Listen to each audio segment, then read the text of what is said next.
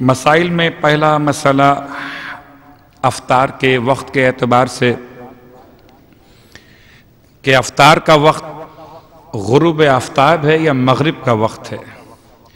تمام مراجع الزام جو معروف ہمارے یہاں ان کے مقلدین رہتے ہیں، ان کے اعتبار سے مغرب کی احتیاط لازم ہے کہ انسان غروب آفتاب کے بعد اتنا انتظار کرے کہ یہاں تک کہ مشرق کی طرف سے ابھرنے والی سرخی انسان کے سر پر سے گزر جائے، اور اس کو علماء نے تقریباً 15 سے 20 منٹ کے درمیان لکھا، کہیں کہیں 12 منٹ، کہیں 10 منٹ۔ البتہ بہرحال بعض علاقوں میں بعض موسموں کے اعتبار سے یہ ٹائم گھٹتا اور بڑھتا رہتا ہے۔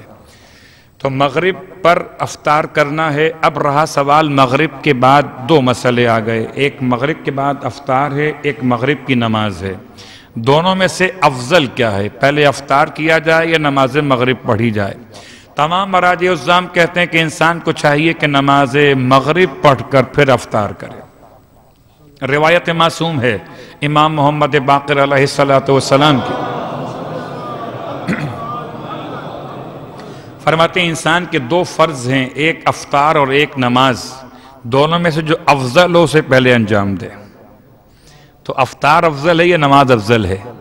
اگر نماز افضل ہے تو پہلے نماز اور اس کے بعد افطار۔ کیا خوبصورت ہے جملہ!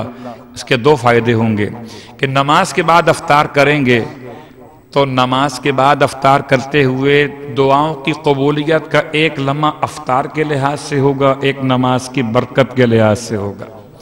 تو دو طریقے سے آپ کے پاس برکتیں جمع ہو جائیں گی۔ اور جیسے کہ آج اناؤنسمنٹ بھی تھا کہ نماز مغربین یہاں ملا کر ایسے ہوتی ہے کہ مغرب اور عشاء کے بیچ میں فاصلہ نہیں ہوتا، اتنا کہ الگ سے افطار کیا جائے۔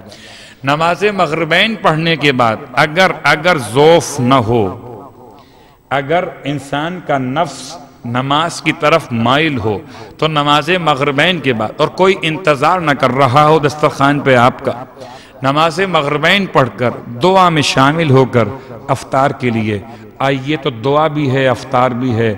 اور صرف ایک جملہ اللہ کے رسول کا اگر یاد ہو سکے، فرماتے ہیں اس طرح سے کہو، یا عظیم انت اللہ لا الہ الا انت، یا عظیم انت اللہ لا الہ الا انت اغفر لی الذنب العظیم انہ لا یغفر الذنب العظیم الا انت یا عظیم۔ اگر یہ دعا یاد ہو سکے، ورنہ مجھ سے لکھوا لیجئے گا، یہ دعا اگر کوئی وقت افطار پڑھ لے تو اللہ کے رسول فرماتے ہیں ایسا ہو جائے گا وقت افطار، پہلا لقمہ اٹھاتے ہوئے وقت افطار جیسے ابھی ابھی شکم مادر سے دنیا میں پہنچا ہو۔ اب آپ کے سوال کے جواب، اس کے بعد فاتحہ کا التماس۔ جی ہاں ماشاءاللہ، بسم اللہ الرحمن الرحیم۔ یہ سوال اور ایک سوال جو کل سے پینڈنگ میں، وہ آج شامل کر لیں گے۔ ایک سوال آ گیا، ایک سوال کل کا پینڈنگ میں ہے۔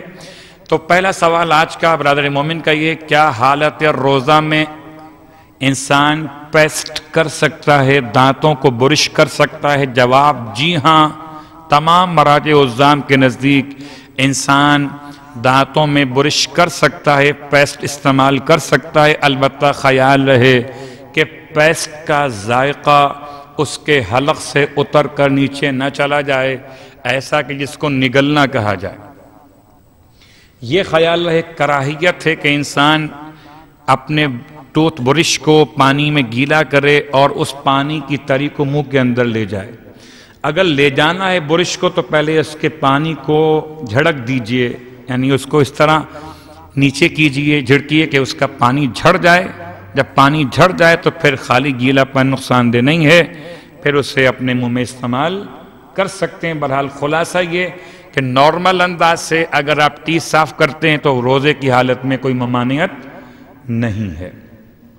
اس کے بعد کل کا سوال جو پینڈنگ میں تھا وہ تھا نماز نفل کے بارے میں۔ ماشاءاللہ ایک آرزو بھی آئی ہے کہ اگر آپ نماز جماعت جو پڑھاتے ہیں قضاء عمری میں، اگر نماز شب کا کوئی انتظام کریں تو بہت عمدہ ہوگا۔ اس میں انشاءاللہ غور ہے کیسے شرعاً اس کو ہم شکل اجتماع میں لا سکیں گے، یہ بات کا مسئلہ ہے۔ پہلے نفل نمازوں کی وضاحت۔ انسان پر دن اور رات میں ماہ رمضان سے ہٹ کر 34 رکعت نماز نفل ہے، 17 رکعت نماز واجب فرض، اور اس کے علاوہ 34 رکعت نماز نفل ہے۔ نفل نماز جس کو آپ مستحب نماز کہتے ہیں، فجر کی نفل نماز 2 رکعت ہے جو فجر کے فریضے سے پہلے پڑھی جاتی ہے۔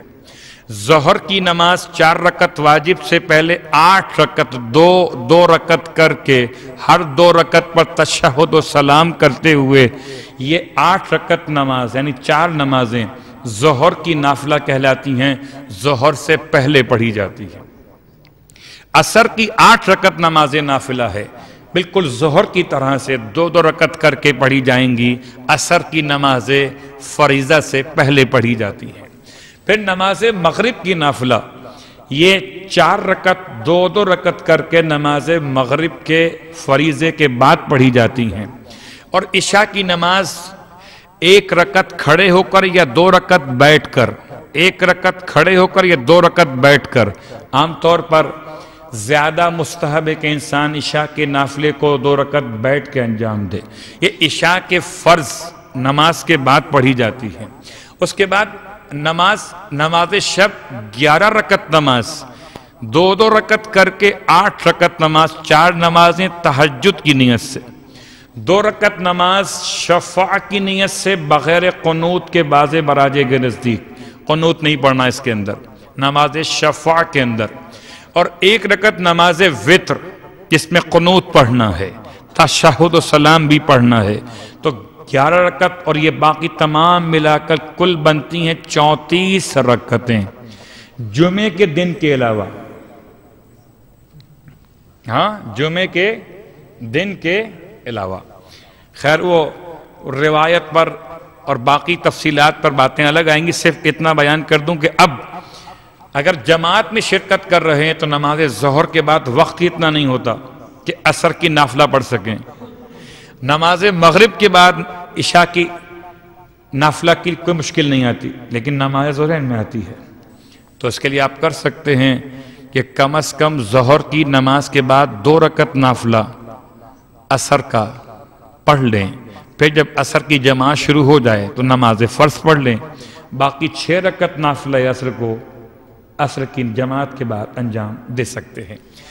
تو آسانی ہے انشاءاللہ کہ اگر یہ تمام نمازیں آپ پڑھیں گے، پڑھنا چاہیں گے، تو ایک اور آسان طریقہ ہے کہ نافلہ نمازوں کو چلتے پھرتے بھی، گاڑی چلاتے ہوئے بھی پڑھ سکتے ہیں، مگر اس وقت فون اٹینڈ مت کیجیے گا،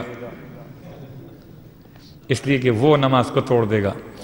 تو آپ چلتے پھرتے گاڑی چلاتے ہوئے آپ اچھا حالت نماز میں موبائل فون نکال کے اس کی بیل کو آف کر سکتے ہیں، وہ الگ بات ہے۔ عام واجب نماز کے اندر بھی موبائل بج رہا تو آپ جیب سے نکالیں، مگر میسج مت پڑھنے لگیں، وہ نہیں ہے، یا اس کا نام دیکھ کر اس کا کہ اس کو تو نہیں سننا ہے مجھے اس لیے کاٹ دیا، نہیں، ویسے آپ اس کی بیل کو آف کر سکتے ہیں، حالت نماز میں بھی اس کی اجازت ہے علماء کے نزدیک۔ ٹھیک، تو نماز نافلہ چلتے پھرتے کیسے پڑھیں گے؟ اگر ممکن ہو قبلہ رخ اللہ اکبر، چلنا شروع ہو گئے، یہ قبلہ تھا نا، اور اگر ممکن نہ ہو تو پھر جس طرف منہ ہے آپ کا، اللہ اکبر، الحمد مکمل کی، رکوع کا اشارہ، سجدے کا اشارہ، پھر کھڑے ہونے کا اشارہ، الحمد، پھر رکوع، پھر سجدہ، تو تمام نماز نافلہ مستحب نمازیں چلتے پھرتے پڑھی جا سکتی ہیں۔ پھر کسی موقع پر اس کی تفصیل بھی اگر آپ چاہیں گے تو آہستہ آہستہ بیان ہو جائے گی، اور اب سوالات کل ہوں گے۔ آج کا وقت مکمل ہوا سورہ فاتحہ کی التماس سے۔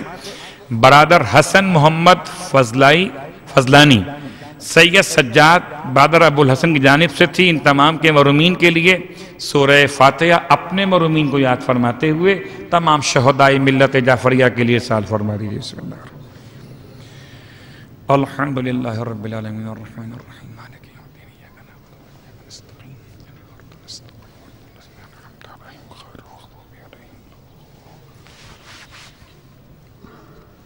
بسم اللہ الرحمن الرحیم قل هو اللہ احد اللہ الصمد لم یلد ولم یولد ولم یکن له کفوا احد بسم اللہ الرحمن الرحیم قل هو اللہ احد اللہ الصمد لم یلد ولم یولد ولم یکن له کفوا احد بسم اللہ الرحمن الرحیم قل هو اللہ احد اللہ الصمد لم یلد ولم یولد ولم یکن له کفوا احد. اسی میں شامل کر لیجئے مولانا شیخ منظور حسین صاحب کو کہ جو آیت اللہ العظمیٰ حافظ بشیر صاحب کے برادر تھے اور لاہور میں مقیم تھے. ان کا انتقال ہوا رات میں اور آج دن میں تدفین ان کی ہوئی ہے.